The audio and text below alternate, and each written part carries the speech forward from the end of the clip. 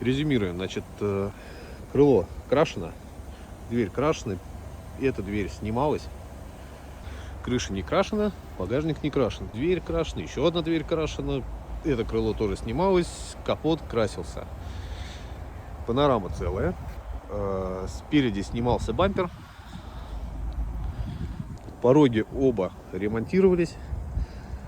снят слой цинка заводской до черного металла, проемы тоже покрашены.